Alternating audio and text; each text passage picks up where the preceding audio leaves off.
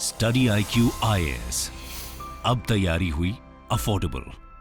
नमस्कार दोस्तों ये बात तो सिर्फ भारत को ही नहीं पूरे दुनिया को पता थी कि पाकिस्तान के अंदर जो रिसेंटली इलेक्शंस हुआ है वहां पर बहुत बड़ी धांधली हुई है। क्योंकि आप सबको पता ही होगा, आर्मी चाहती थी कि यहां पर जो नवाज शरीफ की पार्टी है, पाकिस्तान मुस्लिम लीग नवाज, ये यहां पर जीत जाए और इमरान खान की जो पार्टी के कैंडिडेट्स हैं जो इंडिपेंडेंट के तौर पर खड़े हुए थे, इनको कैसे भी हराया जाए। लेकिन बहुत ज्यादा देखने को मिल रहा था कि इमरान का काफी सपोर्ट है पाकिस्तान में, और अगर वो पार्टी बनाकर खुद खड़े होते, अगर उनको बैन नहीं किया जाता, तो बहुत बड़ी बहुमत से वो वापस आ सकते थे। लेकिन यहां पर आप देख सकते हो, बार बार ये कहा जा रहा था इमरान खान की तरफ से, उनके पार्टी की तरफ से, कि धांधली किया गया है, जानबूझकर हमारे कैंडिडेट्स को हराया गया है। उसके बावजूद भी अगर आप देखोगे तो पाकिस्तान तहरीके इंसाफ, इमरान खान की जो पार्टी के कैंडिडेट्स हैं, इंडिपेंडेंट के तौर पर उतरे थे, वो सबसे बड़ी संख्या में जीतकर सामने आए हैं। लेकिन क्योंकि वो एज अ पार्टी नहीं है, क्योंकि पार्टी के ऊपर बैन लगाया गया है, यहां पर जो सरकार है मोस्ट प्रोबेबली वो बनने वाली है पाकिस्तान मुस्लिम लीग, पाकिस्तान पीपल्स पार्टी, कई पार्टीज के द्वारा मिलकर, और शहबाज शरीफ ये प्राइम मिनिस्टर होने वाले हैं। लेकिन फाइनली अब क्या हो रहा है कि ये जो धांधली की खबर है वो धीरे धीरे करके पब्लिक के सामने आ रही है। कल एक बहुत बड़ा शॉकिंग लगा पूरे पाकिस्तान के अंदर, क्योंकि आप देख सकते हो पाकिस्तान के जो सीनियर ऑफिशियल हैं, ब्यूरोक्रेट हैं, उन्होंने खुद इस चीज को एडमिट किया कि हां, मैंने खुद इस चीज में रिगिंग कराई है। मतलब पाकिस्तान के इलेक्शन में जो हुआ है, जो लोगों ने जीता था, जिस कैंडिडेट ने जीता था उसको हराकर, जो हारा हुआ कैंडिडेट था उसको हमने जिताया है। 70 हजार वोट से हमने मार्जिन रखा है जिताने का। तो इसी को हम डिटेल से बताएंगे कि एग्जैक्टली हो क्या रहा है। काफी कुछ आपको जानने को मिलेगा। चलिए आगे बढ़ते हैं, लेकिन उससे पहले ध्यान रखिएगा दोस्तों, अगर आप यूपीएससी का कोई भी कोर्स लेना चाहते हो तो आज आखिरी डेट है हमारे फाउंडेशन बैच में। ये वाला जो बैच है ये आज से क्लोज हो जाएगा, कल से नया बैच स्टार्ट होगा। मतलब कि उसमें अभी थोड़ा टाइम लगेगा, 10-15 दिन। तो अगर आप फाउंडेशन बैच चाहते हैं, you can just take this. हमारे वेबसाइट ऐप पर जाइए, कमेंट सेक्शन में लिंक है, और यूज करना है कोड अंकित लाइव, ताकि आपको मैक्सिमम डिस्काउंट मिल जाए। और इसके अलावा अगर आप एमसीक्यूज अटेम्प्ट करना चाहते हैं तो मेरे इंस्टा पेज पर जा सकते हैं, वहां पर स्टोरीज में जितने भी एमसीक्यूज हैं उसको आप अटेम्प्ट कर पाएंगे। चलिए शुरुआत करते हैं और सबसे पहले ये देखते हैं कि एग्जैक्टली क्या हुआ है। देखिए मैं आपको बता दूं, सीनियर पाकिस्तानी ब्यूरोक्रेट कल ही यहां पर उन्होंने एक प्रेस कॉन्फ्रेंस किया और एडमिट किया कि चीफ इलेक्शन कमिश्नर और जो चीफ जस्टिस हैं पाकिस्तान में, वो इस पूरे इलेक्शन के धांधली में शामिल हैं। मैं आपको बता दूं कि जिनकी हम चर्चा कर रहे हैं ना, जो ब्यूरोक्रेट की चर्चा कर रहे हैं, वो कमिश्नर है रावलपिंडी डिवीजन, और इनका नाम है लियाकत अली चट्टा। देखो मैप में थोड़ा सा आपको बताना चाहता हूं, आप सबने जो अलग अलग प्रोविंस है उसके बारे में सुना होगा, पंजाब प्रोविंस, सिंध प्रोविंस, जो सबसे बड़ा एरिया वाइज प्रोविंस है वो है बलूचिस्तान। लेकिन यहां पर आप देखिए, ये जैसे भारत में आपने देखा होगा national capital territory of Delhi, NCT, right, इस तरह से आपने सुना होगा। वैसे ही पाकिस्तान के अंदर भी ये है जिसको कहा जाता है इस्लामाबाद, और इस्लामाबाद के जस्ट बगल में ही यहां पर एक शहर है रावलपिंडी, और वो बेसिकली पंजाब प्रोविंस के अंदर आता है। तो उन्हीं के कमिश्नर हैं बेसिकली वहां पर रावलपिंडी डिवीजन के लियाकत अली चट्टा, और उन्होंने इस चीज का प्रेस कॉन्फ्रेंस किया और एक्सेप्ट किया, और साथ ही साथ रिजाइन कर दिया। यहां पर उन्होंने कहा है कि ये बिल्कुल रिगिंग हुई है बड़े स्तर पर, स्पेशली जो उनका वाला डिवीजन है रावलपिंडी डिवीजन, उसमें बड़ी धांधली की है। We converted the losers into winners, जो हारे थे चुनाव, उनको हमने चुनाव जिता दिया करीब 70 हजार वोट्स के मार्जिन से। ऐसा उन्होंने खुद इस चीज को एक्सेप्ट किया है और खेद जताया है कि हमें ऐसा करना पड़ा, और साथ ही साथ ये भी कहा कि इसके अंदर यहां पर जो पुलिस है, जो चीफ इलेक्शन कमिश्नर्स हैं, चीफ जस्टिस हैं, वो सभी इसके अंदर इन्वॉल्व हैं। और उन्होंने कहा कि मैं अपने आप को सरेंडर कर रहा हूं, मुझे अरेस्ट किया जाए, और साथ ही साथ जो भी लोग इसके अंदर शामिल हैं उनको खुले तौर पर सामने आना चाहिए और इस चीज को एक्सेप्ट करना चाहिए। और साथ ही साथ जो पॉलिटिशियंस हमसे ये सारी चीजें करवा रहे हैं, ऐसा नहीं होना चाहिए।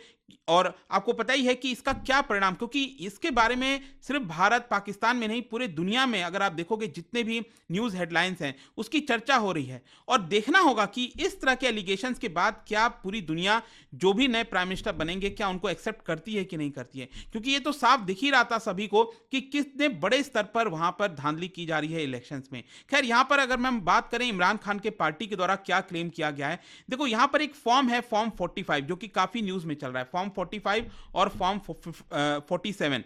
फॉर्म 45 क्या होता है कि उसमें जो भी इलेक्शन होता है उसका पूरा डिटेल उसके अंदर आपको देखने को मिलेगा। मतलब जिस भी पोलिंग स्टेशन पर हो रहा है, वहां पर इलेक्शन हो रहा है। और आपको पता ही होना चाहिए वहां पर ईवीएम से इलेक्शन नहीं होता है, वहां पर बैलेट पेपर से होता है।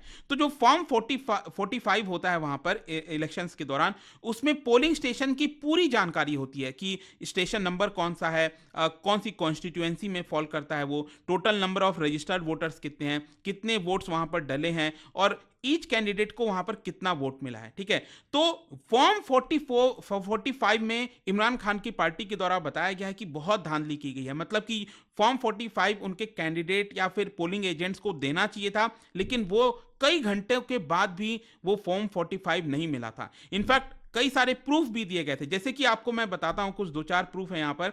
जैसे आप देख सकते हो टोटल वोट्स कितने हैं, 2,93,000 कुछ वोट पड़े हैं, लेकिन टोटल वैलिड वोट्स कितने हैं ये आप देख सकते हो 2,94,000। मतलब जितना टोटल वोट गिरा है उससे ज्यादा वैलिड वोट कैसे हो सकता है? टोटल वोट जितना आया है उससे ज्यादा तो कुछ कभी हो ही नहीं सकता। तो उसके बावजूद भी यहां पर मतलब ये साफ दिख रहा है कि किस तरीके से नंबर्स का अदला बदली करी गई है। और उसी चक्कर में क्या हो जाता है कि आपको पता ही है, जब भी कोई इस तरह के काम करता है कहीं ना कहीं फंस जाता है। सिर्फ यही नहीं, यहां पर आप देख सकते हो पीटीआई के द्वारा यह भी बोला गया था कि बड़े स्तर पर जो वोट्स हैं उसको रिजेक्ट किए गए हैं। मतलब जो वोट्स डले होंगे, मान लो इमरान खान के पार्टी के कैंडिडेट्स के पक्ष में, उसको कहीं ना कहीं रिजेक्ट कर दिया गया होगा। तो और इसी की वजह से यहां पर बताया जा रहा है कि जानबूझकर इमरान खान के पार्टी के लोगों को हराया गया और जो नवाज शरीफ की पार्टी और बाकी पार्टीज हैं उनको जिताने की कोशिश की गई। और इसके पीछे कहीं ना कहीं पूरी तरह से जो आर्मी है वो शामिल रही है। इनफैक्ट अगर आप देखोगे, इमरान खान ने जो अपना आर्टिफिशियल इंटेलिजेंस जो जनरेटेड उनका वीडियो सामने आ रहा था, उसमें इलेक्शन के बाद वो कह रहे थे कि अगर सही तरीके से देखा जाए, अगर फॉर्म 45 को सही तरीके से देखा जाए तो उसके हिसाब से 170 सीट्स वो जीत कर सामने आते हैं। लेकिन जीत कितने पर हुई है उनके कैंडिडेट्स की? सिर्फ 93 सीट्स पर, क्योंकि यहां पर 265 सीट्स पर टोटल चुनाव लड़ा गया था।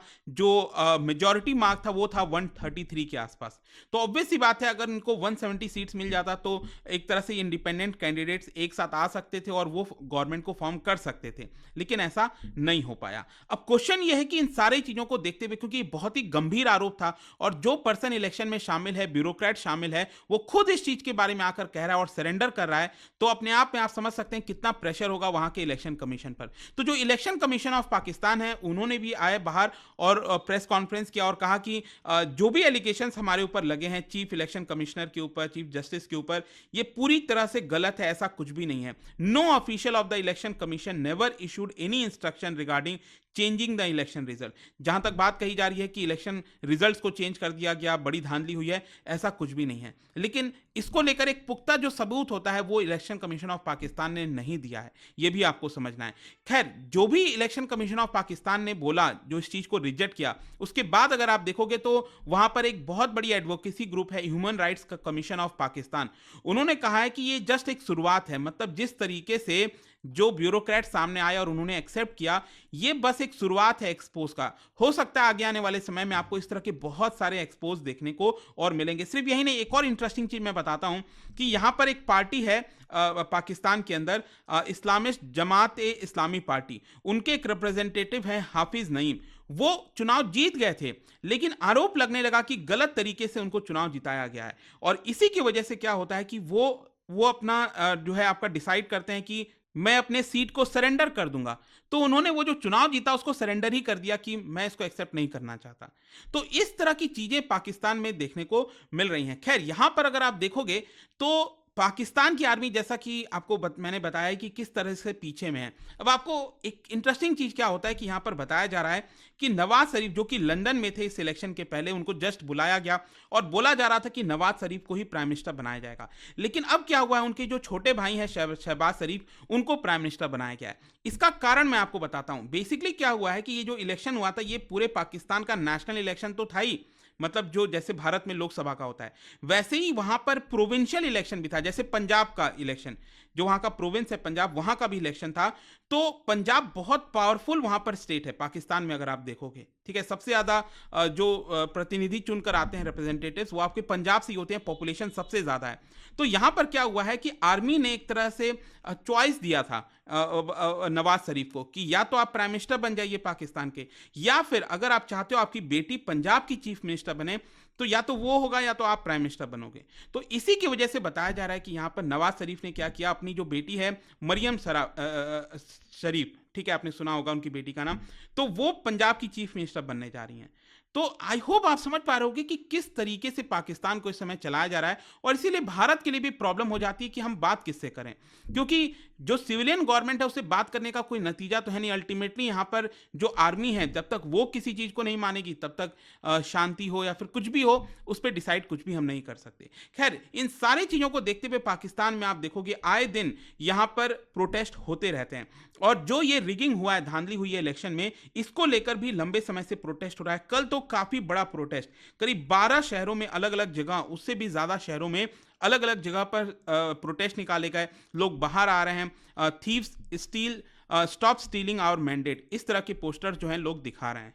तो अब ये देखना काफी इंटरेस्टिंग होगा कि पाकिस्तान इस पर्सपेक्टिव को कैसे संभालता है, क्योंकि ये तो सबके सामने एकदम क्रिस्टल क्लियर तौर पर सामने आ गया है कि पाकिस्तान के इलेक्शन में बहुत बड़ी धांधली की गई है। इमरान खान के पार्टी को जानबूझकर हराने की पूरी साजिश हुई है वहां पर। आपका क्या सोचना है इसको लेकर मुझे बताइएगा, लेकिन जाने से पहले एक इंटरेस्टिंग क्वेश्चन। देखो, भारत में आपने डिलिमिटेशन कमीशन के बारे में सुना होगा, उससे रिलेटेड कुछ स्टेटमेंट है, यहाँ पर आपको बताना है कौन सा स्टेटमेंट करेक्ट है। इसका राइट आंसर आप सबको पता है, मेरे इंस्टाग्राम पर तो मिलेगा ही, वहां पर अगर आप नहीं हो कोई बात नहीं, टेलीग्राम से ले सकते हैं इसका सही उत्तर। मैं कई सारे जो एमसीक्यूज हैं वो यहाँ पर स्टोरीज में डालता रहता हूँ। अगर आपको पीडीएफ चाहिए तो टेलीग्राम पर आइए, अलग अलग सोशल मीडिया पर आप जुड़ पाओगे। और जैसा मैंने आपको बताया, अगर आप यूपीएससी की तैयारी कर रहे हैं, कोई भी बैच चाहते हैं, you can just use this code Ankit live, ताकि आपको मैक्सिमम डिस्काउंट मिल जाए। आई होप की वीडियो आपको पसंद आया होगा। मिलता हूं आपसे next time. Till then, thank you very much, see you soon. Study IQ IAS, अब तैयारी हुई अफोर्डेबल।